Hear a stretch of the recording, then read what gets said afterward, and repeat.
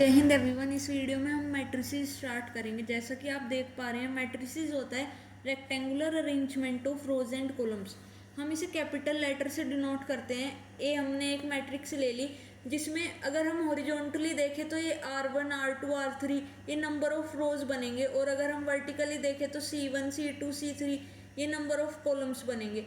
जैसे हमने एक मैट्रिक्स ए ले ली और इसका ऑर्डर m क्रॉस n लिख दिया। यहाँ m number of rows and n number of column को रिप्रेजेंट करेगा, तो इसका ऑर्डर बन जाएगा number of rows into number of columns m cross n। अब नंबर ऑफ एलिमेंट्स किसी मैट्रिक्स में अगर हमें निकालने हैं तो result obtained after the multiplication of number of row into number of column. Number of row into number of column m cross n आया था, तो नंबर ऑफ एलिमेंट्स कितने आ जाएंगे mn। देन हमारे पास आएगा एड्रेस ऑफ एलिमेंट। मैट्रिक्स के अंदर का कोई एक एलिमेंट है जिसे हम ए से रिप्रेजेंट करेंगे, और अगर इसका एड्रेस देखें तो ये लिखा जाएगा AIJ। यहाँ आई रिप्रेजेंट करेगा रो को और जे रिप्रेजेंट करेगा कॉलम को। अब हम एक मैट्रिक्स बनाना सीखते हैं। ए हमने एक मैट्रिक्स ले ली, अब ए लिख लेंगे हम। देन 1 1 1 लिख लो, 2 2 2 लिख लो। यहाँ हमने देखा था कि आई नंबर ऑफ रो को रिप्रेजेंट करता है, तो रो इसकी फर्स्ट रो है 1 1 1 लिख लिया। इधर सेकंड रो है तो 2 2 2 लिख लिया। यहाँ थर्ड रो है तो 3 3 3 लिख लिया।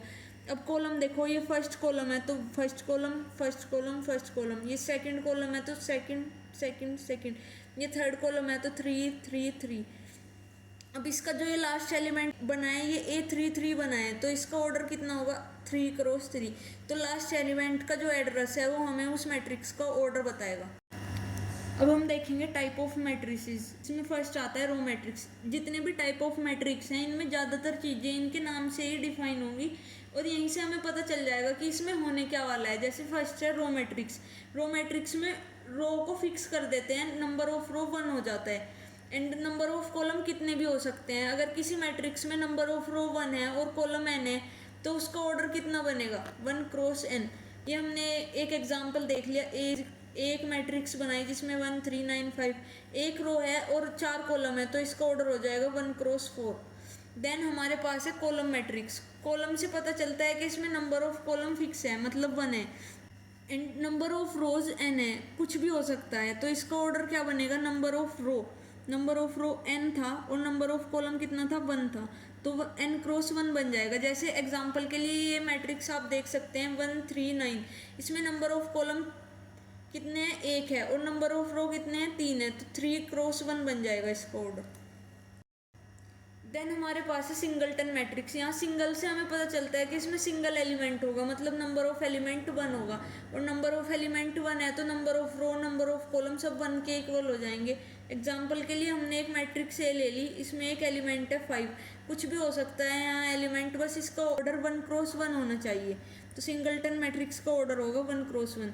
देन हमारे पास है जीरो मैट्रिक्स। जीरो से पता चल रहा है कि इसके सारे के सारे एलिमेंट जीरो के इक्वल होंगे, all the elements are zero. ये कोई भी मैट्रिक्स हो सकती है, स्क्वायर मैट्रिक्स आप आगे देखेंगे, या फिर किसी भी ऑर्डर की कोई भी मैट्रिक्स हो सकती है, बस इसके शर्त है कि इसके सारे एलिमेंट जीरो के इक्वल होने चाहिए। जैसे ये वाली मैट्रिक्स देखिए आप, इसमें नंबर ऑफ रोज कितनी है 2 है, तो इसका ऑर्डर क्या बनेगा 2।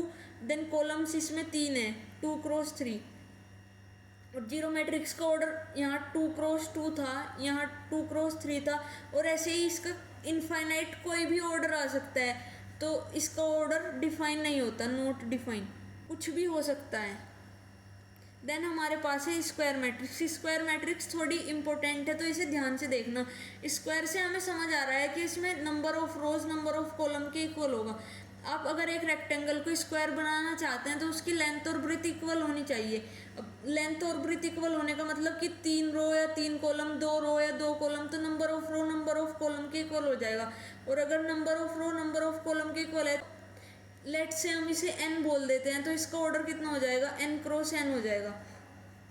जैसे लेट सपोज हमने एक मैट्रिक्स बना ली 3 क्रॉस 3 ऑर्डर की। अब इसे अगर इसके एलिमेंट्स को हम फिल करें यहाँ, तो ये हमने सीख ही लिया है पीछे। First row first row first row, second row second row second row, third row third row third row, first column first column first column, second column second column second column, third column third column third column. एक square matrix बन गई 3 cross 3 order की। Then इसमें total number of elements कितने होंगे अगर हम n cross n order की देखें तो n स्क्वायर होगा, और यहाँ 3 क्रॉस 3 हमने एग्जांपल में लिया है, इसमें नंबर ऑफ एलिमेंट 9 हो जाएंगे। देन हम देखेंगे total number of diagonal element. Diagonal element देखने से पहले हम समझ लेते हैं डायगोनल एलिमेंट होते कौन से हैं। डायगोनल एलिमेंट वो एलिमेंट होते हैं, ये एड्रेस है ए आई जे, जब i is equals to j हो जाएगा। जैसे यहाँ देखो 1 is equals to 1, 2 is equals to 2, 3 is equals to 3, तो ये तीनों जो हैं ये डायगोनल एलिमेंट हो जाएंगे। तो 3 क्रॉस 3 मैट्रिक्स में डायगोनल एलिमेंट कितने हैं, 1 2 3, मतलब नंबर ऑफ रो या नंबर ऑफ कॉलम के इक्वल है, मतलब n के इक्वल है, तो डायगोनल एलिमेंट्स n के इक्वल हो जाएंगे। Then non diagonal element, total elements इसमें n स्क्वायर थे, डायगोनल एलिमेंट्स n थे, तो नॉन डायगोनल एलिमेंट कितने बचे, n square minus n। I hope आप सबको क्लियर हो गया होगा। डायगोनल एलिमेंट हमें पता ही चल गया है, total number of diagonal element होते हैं n।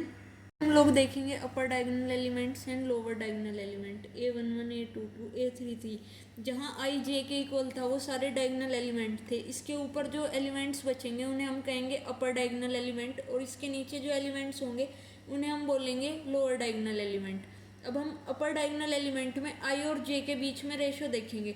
यहाँ नंबर ऑफ रो 1 है, मतलब i 1 है एंड j 2 है, तो 1 छोटा है 2 से, तो हमेशा i छोटा आएगा j से। इसमें भी आप लोग देख सकते हैं i 1 है j 3 है, तो 1 छोटा है 3 से, i लेस देन j, तो अपर डायगोनल एलिमेंट में i लेस देन होगा j से। Then number of upper diagonal element, total number of non diagonal element n square minus n बचे थे, और इनके ये दो पार्ट में डिवाइड हो गए, एक अपर डायगोनल में और लोअर डायगोनल में। तो अगर हम n स्क्वायर माइनस n को दो पार्ट में डिवाइड करेंगे तो हमारे पास upper diagonal element n square minus n by 2 बचेंगे।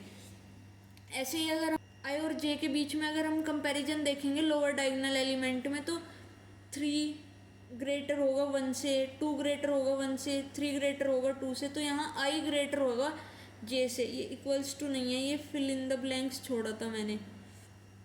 Then number of lower diagonal element n square minus n by 2, यहाँ भी सेम ही हो जाएगा।